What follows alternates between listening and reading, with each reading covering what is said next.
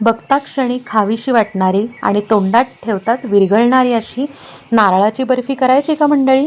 हो, गुरुवारी नारळी पौर्णिमा आहे. त्यासाठी खास आपण नारळाची वडी किंवा बर्फी करणार आहोत.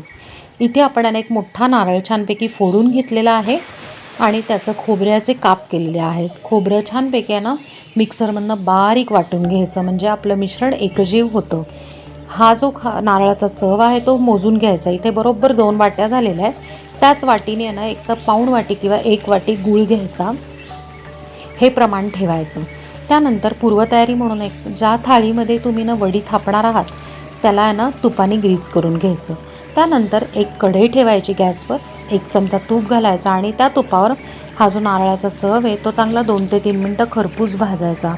महत्त्वाची टीप म्हणजे लालसर करायचा नाही. त्यानंतर चिरलेला गूळ, वेलची पावडर, अगदी चिमूटभर मीठ आणि अर्धी वाटी दूध घालून मस्तपैकी परत 7-8 मिनटं परतून घ्यायचं लो फ्लेमवर.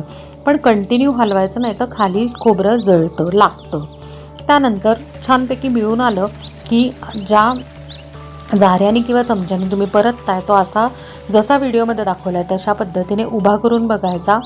जर पडला नाही तर समजायचं मिश्रण तयार आहे. त्यानंतर ग्रीस केलेल्या प्लेटमध्ये छानपैकी मिश्रण काढायचं आणि वाटीला मागच्या साईडनी तूप लावायचं आणि छानपैकी पटपट पटपट थापून घ्यायचं. आणि मस्त आता इकडे चौकोनी आकारामध्ये थापलेला आहे. दिसायला पण छान दिसतं आणि वड्या परफेक्ट कट केल्या जातात. त्यानंतर टॉपिंगला आपण इकडे पिस्ता घेतलेला आहे.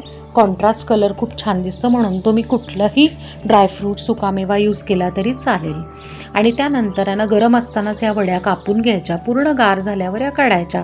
अशा पद्धतीने नारळी पौर्णिमेचा नैवेद्य तुमचा तयार. मस्त खमंग अशा नारळाच्या वड्या, ते पण साखर न वापरता. मंडळी, ह्याच्या व्यतिरिक्त आपण नारळी पौर्णिमेसाठी मागच्या वर्षी गुलाबी वड्या केल्या होत्या, नारळी भात केला होता, नारळाची खीर केली होती. लिंक डिस्क्रिप्शनमध्ये देते. थँक्यू.